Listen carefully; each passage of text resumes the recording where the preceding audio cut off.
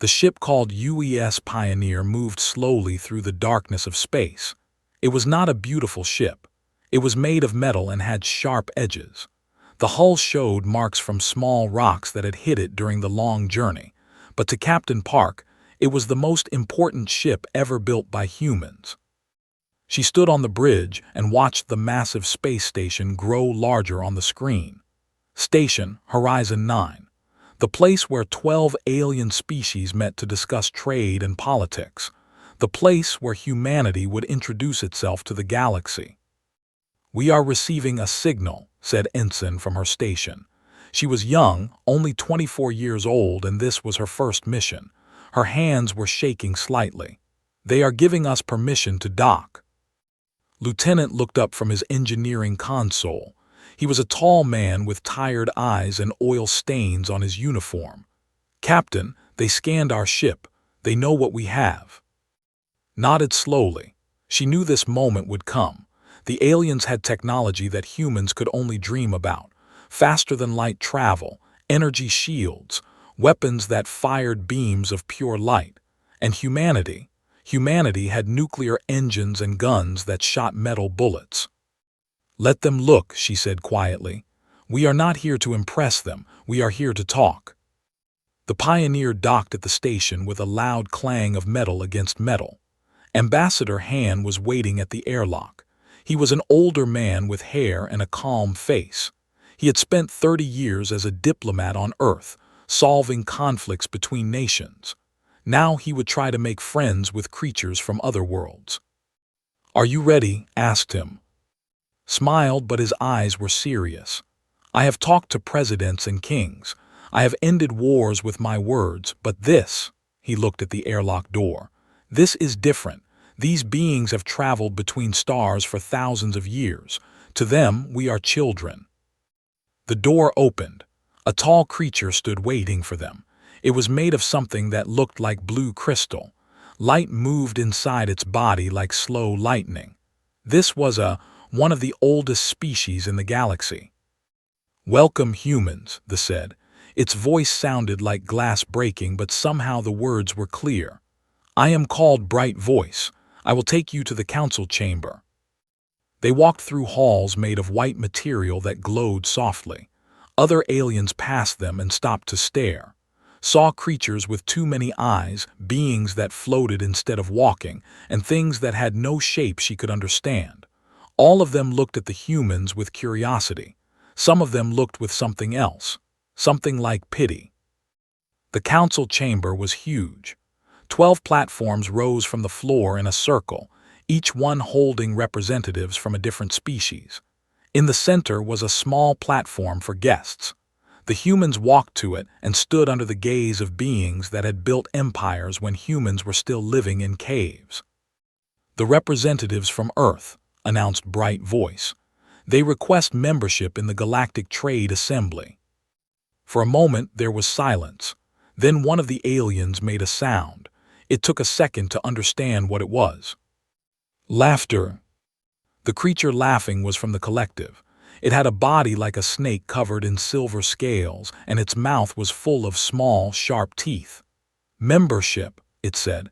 "These creatures, look at their ship. It burns fuel like animals burning wood."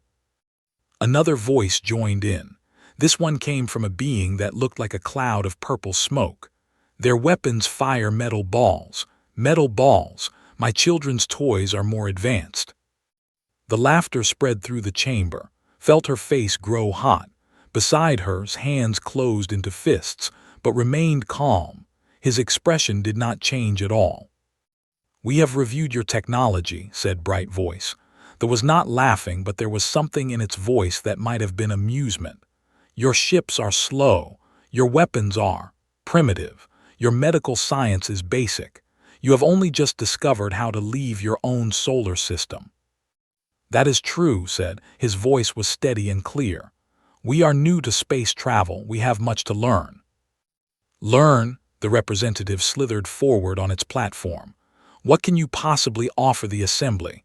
What do you have that we need?" Paused before answering. "We have survived. Our planet has seen ice ages and asteroid impacts. We have fought wars that killed millions. We have poisoned our own air and water, and yet here we stand. Perhaps that is worth something." The chamber grew quiet, the purple smoke being drifted closer to its platform's edge. "You think suffering makes you special. Every species suffers. It is not an achievement." "No," agreed. "But learning from suffering might be. We do not ask for charity. We ask only for the chance to prove ourselves." The council members looked at each other. Silent messages passed between them in ways humans could not see. Finally, Bright Voice spoke again. "The council has decided. Humanity will be given observation status. This is the lowest level of membership. You may trade at designated stations. You may not vote in council matters. You may not travel freely in assembly space. These restrictions will be reviewed in 50 of your years." 50 years. Felt the weight of those words. They would all be old or dead before humanity got another chance. "We accept," said, "and we thank the council for this opportunity." As they walked back to their ship, the sound of alien laughter followed them through the halls. Eyes were wet with tears she was trying to hide, walked stiffly, his jaw tight with anger. But noticed something. Lieutenant was not just angry, he was thinking. His eyes moved quickly and his lips were pressed together in the way they always were when he was solving a problem. "What is it?" she asked quietly. Looked at her. "They're shields," he said. "Did you see the readings when they scanned us?" "I saw them laugh at our technology." "Yes, but I saw something else." His voice dropped to a whisper. "Their shields are designed to stop energy weapons, plasma, particle beams, lasers. They have not used kinetic weapons for thousands of years. They have forgotten about them completely." Felt a cold feeling in her stomach. "What are you saying?" Did not answer directly. He just looked back at the chamber they had left, where the most powerful beings in the galaxy were still laughing at the primitive humans. "I am saying," he said slowly, "that maybe being primitive is not such a bad thing."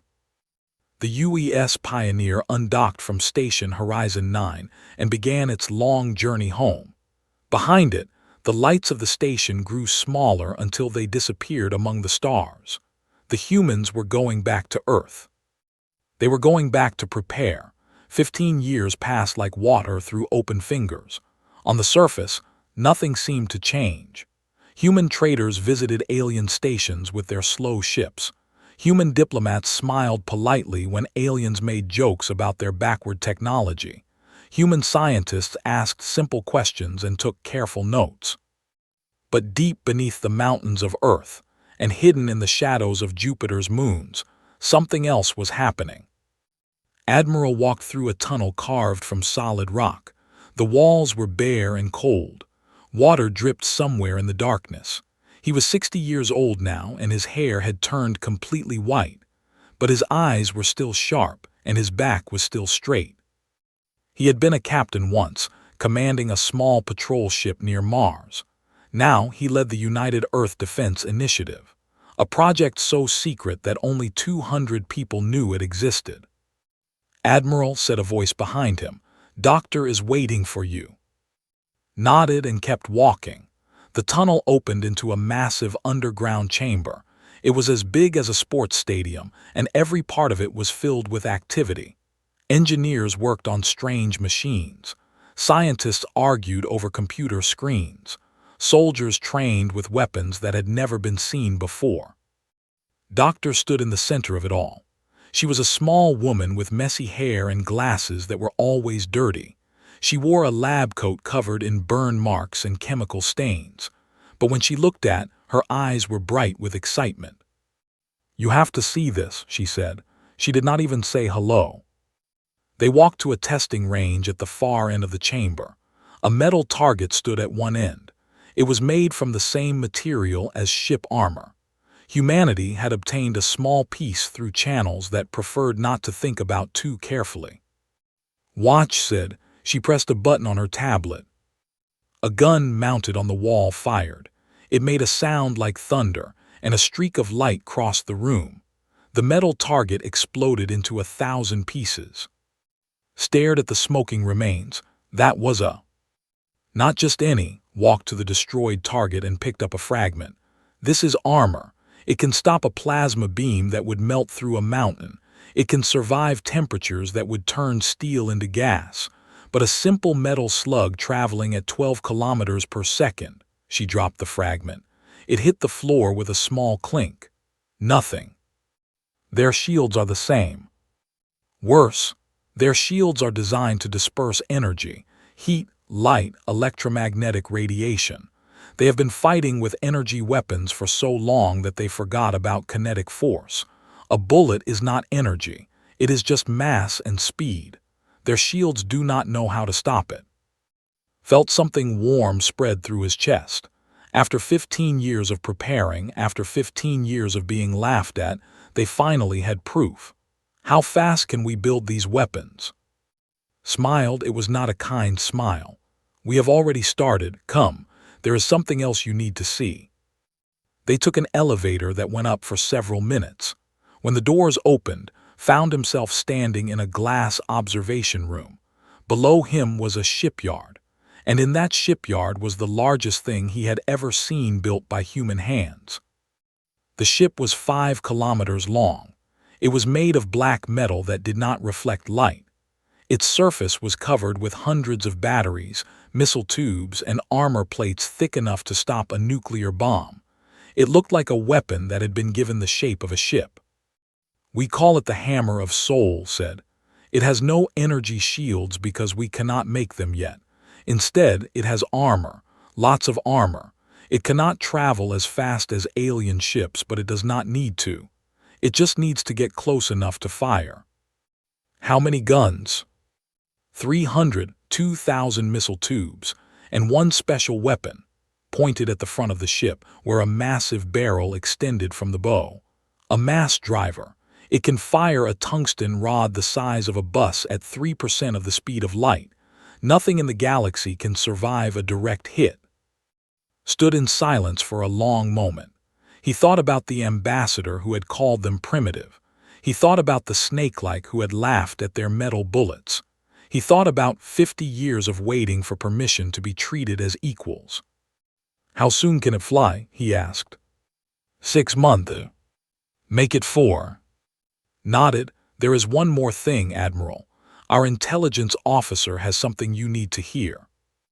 They met Analyst No in a dark room filled with communication equipment. She was young, barely 30, but she had a gift for understanding alien languages and codes. For 10 years, she had been listening to messages that crossed the galaxy. 3 days ago, I intercepted a transmission from deep space, said.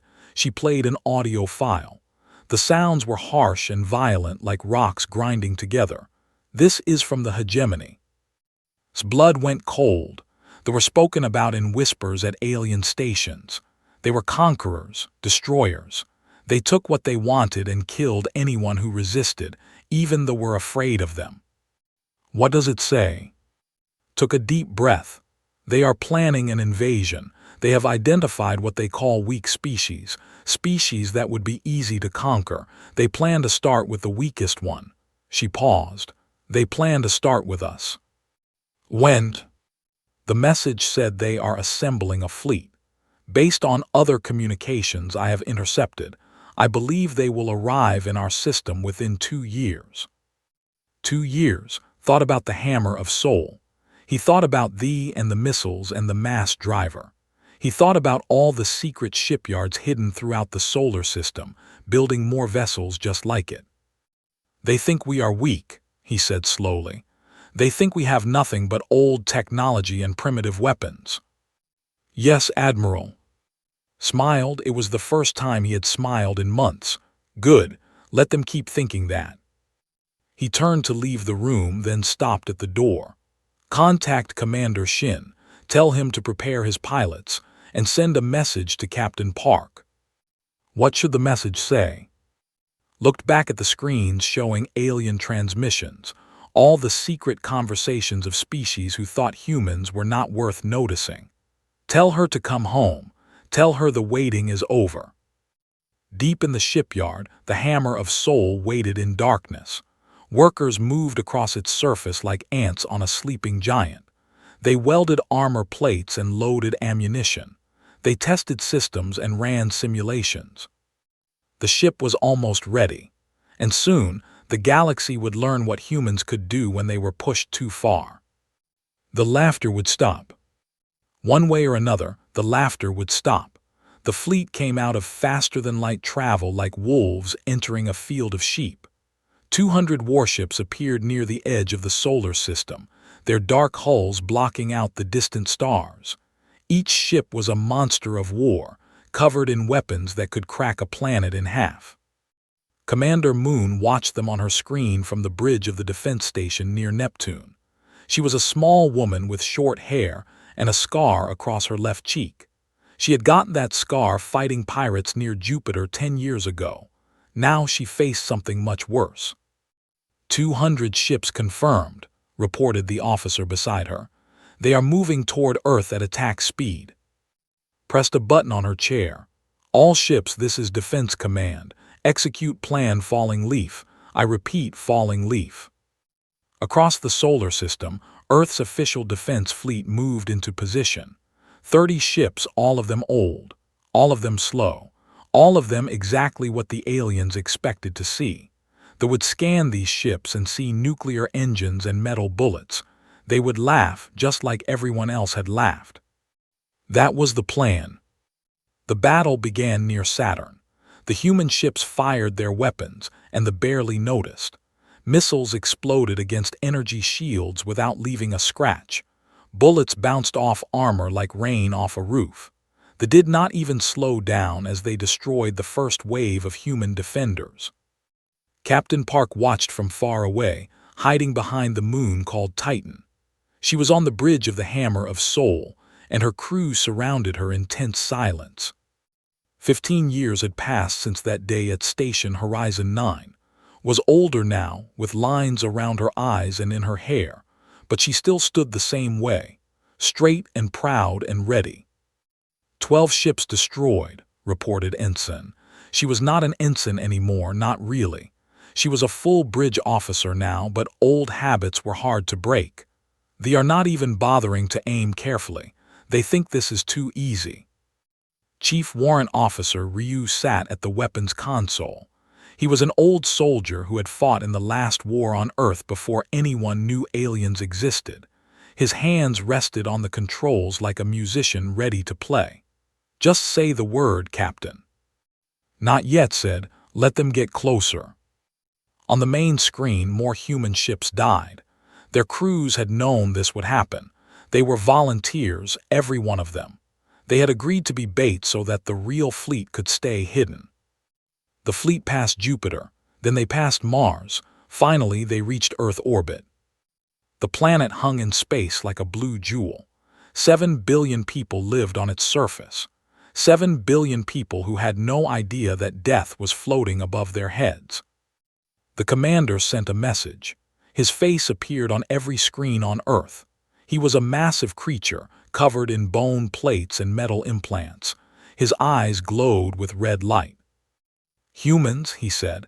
His voice was like a machine grinding meat. Your resistance has been amusing. Your tiny ships and primitive weapons have provided entertainment for my warriors. But now it is over. Surrender your planet. Surrender your people. You will serve the hegemony or you will die.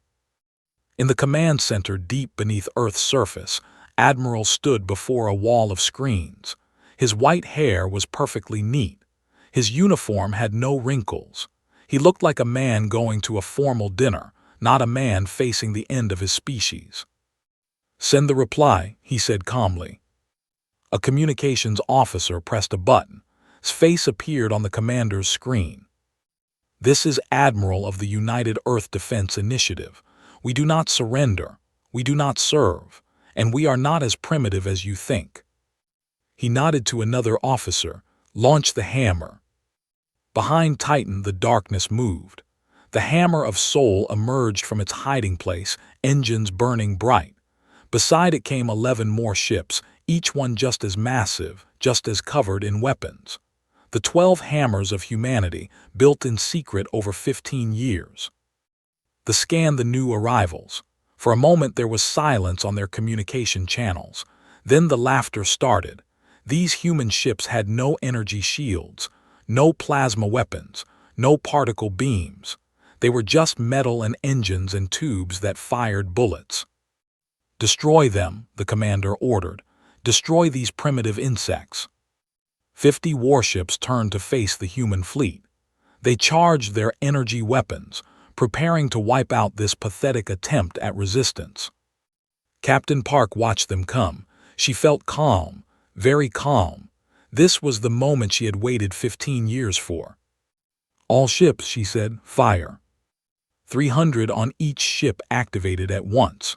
3,600 guns total. They fired tungsten slugs the size of footballs at 12 kilometers per second. The first ship died before its crew understood what was happening. The slugs passed through its energy shield like it was not there. They hit the hull and kept going, tearing through decks and engines and crew quarters. The ship broke apart in a cloud of fire and metal. The second ship died a second later, then the third, then 10 more at once. The commander screamed orders, but it was too late. His shields were useless. His armor was useless. The human weapons were too simple, too old, too primitive for his defenses to understand. In 12 minutes, 40 ships were floating debris. The human fleet had not lost a single vessel. "Impossible," the commander whispered. His red eyes were wide with something he had not felt in centuries: fear. "This is impossible." Captain Park appeared on his screen. Her face was calm, but her eyes were hard. "You came here expecting sheep," she said. "You found wolves. Now run. Run back to your masters and tell them what happened here. Tell them that humanity does not surrender. Tell them that humanity does not serve. Tell them that if they ever come back, we will be waiting." The remaining ships turned and fled. They engaged their faster-than-light drives and disappeared into the darkness between stars. On Earth, people who had been hiding in shelters came out to look at the sky. They did not know exactly what had happened, but they knew they were alive. They knew someone had saved them. In the command center, Admiral allowed himself a small smile. "Send the battle footage to Station Horizon 9. Send it to every species in the assembly. Let them all see what primitive technology can do." Chief Ryu sat back in his chair on the Hammer of Soul. His hands were still steady, but his heart was pounding. Beside him was crying, happy tears, relieved tears. Captain Park looked at her crew, these brave people who had trusted her with their lives. "Take us home," she said quietly. "We have earned some rest." The Hammer of Soul turned toward Earth. Behind it, the wreckage of the fleet tumbled slowly through space.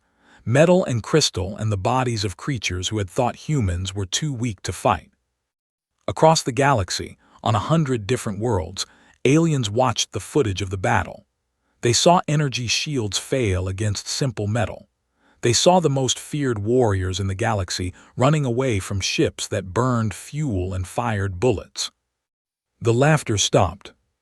Everywhere on every world, the laughter finally stopped. Station Horizon 9 was in chaos. Ambassador Han walked through the same white halls he had walked 15 years ago, but everything was different now. Aliens who had once looked at him with pity now moved out of his way. Some of them bowed, others ran. Behind him walked Admiral in full military uniform, medals shining on his chest. And behind the Admiral, visible through every window, floated 12 human dreadnoughts, the hammers of humanity, waiting. The council chamber was full when they arrived. All 12 species were present, but they were not sitting calmly on their platforms anymore. They were arguing, shouting. Some of them were screaming. "They must be destroyed," yelled the representative. The same snake-like creature who had laughed at human technology was now shaking with fear. "Before they grow stronger, before they decide to conquer us all." "Impossible," said another voice. This came from the purple smoke being called the "Did you see the battle footage? Their weapons go through our shields like nothing. If we attack them, we die." "Then we should make peace," said a third voice. We should offer them whatever they want. And become their slaves? Never. The arguing stopped when stepped onto the central platform. He was 70 years old now, his hair completely white, his face covered in wrinkles. But his voice was still strong. Thank you all for this warm welcome, he said. There was no anger in his words, but everyone heard the edge beneath them. It is good to be back. Bright Voice, the representative, floated forward. The crystal being looked smaller somehow, less bright. Ambassador Han, the council wishes to discuss the recent events. You mean the battle where we destroyed 40 warships in 12 minutes? Silence fell over the chamber. We were defending ourselves, continued. They came to conquer our world. They came to kill our people and take our planet. We stopped them. That is all. But your weapons, said its voice was much quieter now. We did not know, we could not have known. No, you could not, because you were too busy laughing at us to look closely. The words hung in the air like a blade. Several aliens looked away, unable to meet the old man's eyes. 15 years ago you gave us observation status, the lowest tier. You told us we were too primitive to matter. You told us to wait 50 years for another chance. Paused. We did not wait. Admiral stepped forward. While your species were laughing at our old technology, we were studying yours. While you dismissed us as backward children, we were building weapons that could destroy your fleets. We did not forget the insults. We did not forget the mockery. We simply used it. What do you want? Asked Bright Voice. For the first time there was something like respect in this glass-breaking voice. You have the power to demand anything. What do you want from us? Looked at the Admiral. Some silent message passed between them. Then the ambassador turned back to the council. We want what we asked for 15 years ago. A chance to be part of your community. A chance to trade, to learn, to grow alongside you. We do not want to conquer. We do not want revenge. He paused. But we will not be mocked. Not anymore. Not ever again. Before anyone could respond, an alarm sounded through the station. Red lights flashed. A moment later, a new image appeared on the chamber's main screen. It was a fleet, a massive fleet, thousands of ships stretching across space like a dark cloud. The hegemony, said a frightened voice. They are coming, all of them, their entire armada.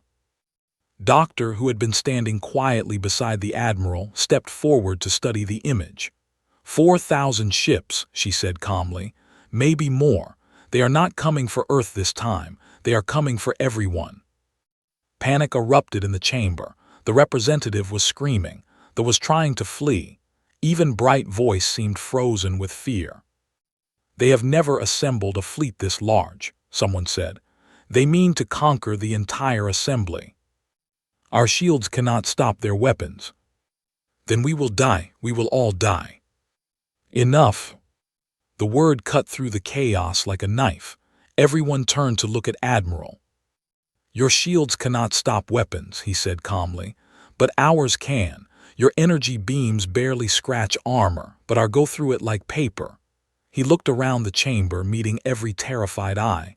You need us. You know you do, so let us talk about what we can offer each other. The negotiations lasted for 6 hours. Commander, captain of the human dreadnought, the Vengeance, reported from orbit with updated scans of the approaching enemy fleet. Doctor provided technical information about human weapons. Ambassador Han handled the politics with skill that made even the oldest alien diplomats feel like beginners. In the end, they reached an agreement. Humanity would receive full membership in the Galactic Assembly, equal voting rights, equal trade access, equal respect. In return, humanity would lead the combined fleet against the hegemony. There is one more thing, said as the agreement was being finalized. 15 years ago, someone in this chamber laughed at us. Someone called our weapons toys. The representative lowered its head. I apologize, I was wrong. I did not understand. No, you did not. His voice softened slightly.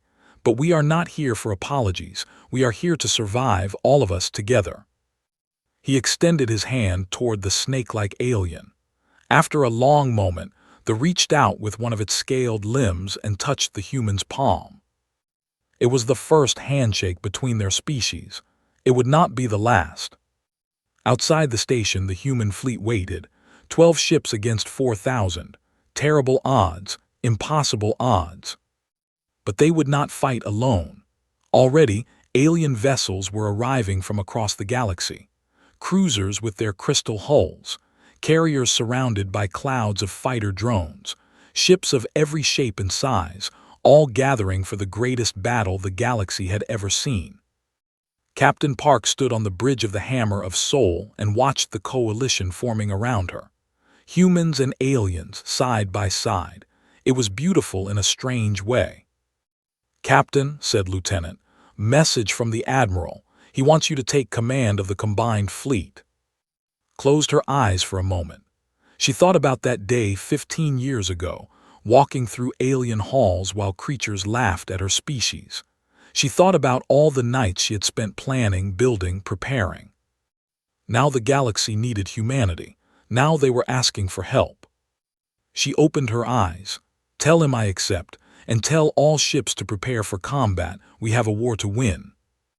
The fleet began to move, heading toward the Crimson Nebula where the final battle would take place. Behind them, Station Horizon 9 grew smaller until it disappeared among the stars. Ahead of them waited 4,000 warships. Ahead of them waited destiny. The Crimson Nebula stretched across space like a wound in the darkness. Red and orange clouds of gas glowed with the light of dying stars.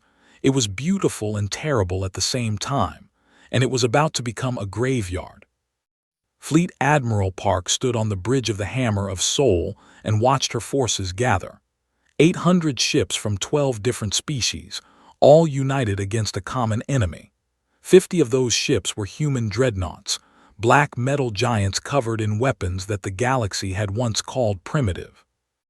"All ships reporting ready," said Lieutenant from her station. She was a captain herself now, commanding this thunder, but she had asked to be on the flagship for this battle, had not been able to refuse. "The fleet is entering the nebula," reported Doctor. She sat at a special console, running calculations faster than any computer. 4,200 ships confirmed. They will reach engagement range in 20 minutes. 20 minutes until the biggest battle in galactic history. Pressed a button on her chair. Her face appeared on every screen in the combined fleet. Human faces and alien faces all turned to look at her. "This is Admiral Park," she said. Her voice was calm and clear. "In a few minutes we will face an enemy that wants to destroy everything we have built. They want to burn our worlds and enslave our people. They think we are weak. They think we are afraid." She paused. "They are wrong." On 100 different bridges, warriors of a dozen species listened to the human commander. "Today we fight together, human and all of us standing side by side, not because we are friends, not because we have always trusted each other, but because we refuse to kneel, we refuse to surrender, we refuse to die quietly in the dark." Felt the weight of the moment pressing down on her. So many lives depending on her decisions. So many souls trusting her to lead them through the fire. "When I was young," she continued, "aliens laughed at my people. They called us primitive. They said our technology was worthless. But today those same aliens stand beside us. Today they believe in us. Today we prove that the laughter was a mistake." She straightened her shoulders. "All ships prepare for Doctrine Thunder. Human vessels will form the spearhead. Allied ships will provide support and protect our flanks. We go straight for the enemy flagship. We end this in one strike." "And if we fail?" asked a voice. It was the commander, bright voice, speaking from a crystal cruiser on the fleet's left side. Smiled slightly. "Then we fail together, but I do not plan to fail." The fleet emerged from the deeper part of the nebula like a swarm of angry insects. Thousands of ships, each one bristling with weapons. At the center of the swarm floated their flagship, a vessel the size of a small moon, covered in spikes and guns and armor plates. The commander appeared on the communication screens, the same bone-plated monster who had demanded Earth's surrender months ago. His red eyes burned with hatred. "You dare challenge us," he roared. "You bring your pathetic coalition to face the might of the hegemony. We will crush you. We will burn your worlds. We will eat your children." Did not respond. She simply nodded to Chief Warrant Officer Ryu at the weapons console. "All ships," Ryu said with a grim smile, "fire at will." The battle began. 3,600 from the human fleet opened fire at once. The tungsten slugs crossed the distance between the fleets in seconds, moving faster than any living eye could follow. They slammed into the front line of ships with devastating force. Shields failed, armor cracked, ships exploded into clouds of burning metal. But 4,000 ships was a lot of ships. They kept coming, pouring fire back at the coalition fleet. Energy beams struck human dreadnoughts and bounced off their thick armor. Missiles exploded against alien shields. The space between the two fleets filled with fire and death. "We are taking damage," reported Captain Shin from the Hammer of Soul's sister ship, the Fury. "Armor holding, but we cannot take this forever." "Keep firing," ordered. "Push toward the flagship." The human ships drove forward like a wedge into the heart of the enemy formation. Behind them, cruisers fired their crystal beams at any ship that tried to flank the advance. Carriers launched thousands of drones that swarmed over enemy vessels like angry bees. They who had once laughed at human weapons now fought beside them with fierce determination. Their snake-like ships wrapped around cruisers and tore them apart with plasma claws. Still, they had numbers. For every ship the coalition destroyed, 3 more took its place. The advance slowed. Ships began to die on both sides. "We are not going to make it," Doctor said quietly. Her face was pale as she watched the numbers on her screen. "At this rate, they will overwhelm us before we reach the flagship." Stared at the massive enemy vessel in the distance. It sat at the center of the formation like a spider in its web, protected by layers of defenders. "Then we change the plan," she said. "All human ships execute the Soul maneuver." The order spread through the fleet in seconds. Every human captain knew what it meant. They had practiced it 100 times in simulation, knowing they might need it one day. All 50 human dreadnoughts turned their main weapons toward a single target. The mass drivers, the giant guns that could fire bus-sized tungsten rods at 3% of the speed of light, all aimed at the flagship.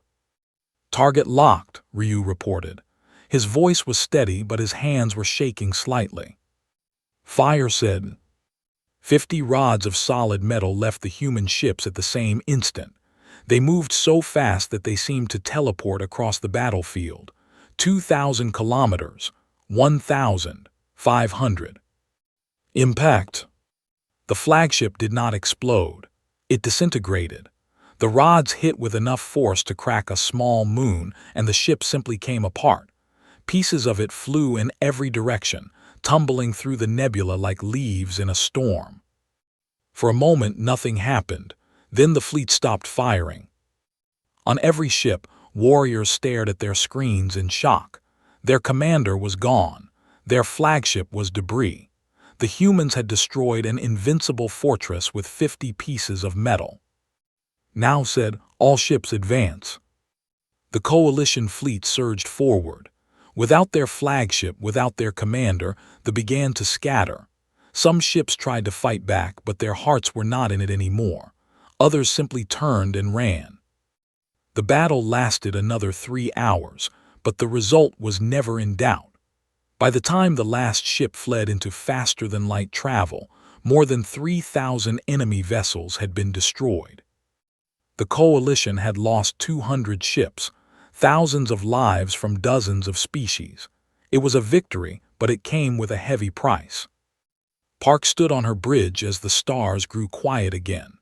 The crimson nebula still glowed red around them, but now it held the wreckage of the galaxy's greatest battle. "Admiral," said softly, Message from the Council. They want to make you Supreme Commander of the new Coalition Defense Force. Shook her head. No, tell them I suggest a rotating council instead. Representatives from all species making decisions together. We did not fight this battle so that one person could rule everyone. She turned away from the window. Her body felt heavy with exhaustion. 15 years of preparation, months of battle, and now, finally, peace. What will you do now? Asked. Rest, said with a tired smile. Plant a garden somewhere. Watch the stars without calculating how to destroy enemy ships. As she walked toward the door, a young alien ensign stopped her. He was his body made of pale crystal, his eyes full of curiosity. Admiral, he said hesitantly, may I ask you something? Of course. Your weapons, the en masse drivers, why did you keep them? Everyone else abandoned kinetic weapons thousands of years ago. Why did your species keep using them? Looked at the young alien for a long moment. She thought about her grandmother, who had survived a war on Earth with nothing but courage and simple tools. She thought about all the humans who had struggled and suffered and refused to give up, generation after generation. Because we never forgot, she said finally, that the simplest solution is often the best one, and because we learned long ago, through hard experience, that you should never throw away something that works. The young bowed his crystal head. Thank you, Admiral, I will remember that. Walked off the bridge and into the corridor. Behind her, the crew of the Hammer of Soul began the long work of going home. Far away, on 100 different worlds, the news of the battle spread. Stories were told about the humans who had come from a small blue planet, the primitive species that everyone had laughed at, the warriors with their simple weapons who had saved the galaxy. Children of every species would grow up hearing these stories. They would learn that courage comes in many forms. They would learn that being underestimated is not always a weakness. And they would learn, most importantly, to never laugh at anyone again. Because you never know what they are building in the shadows. You never know what they might become.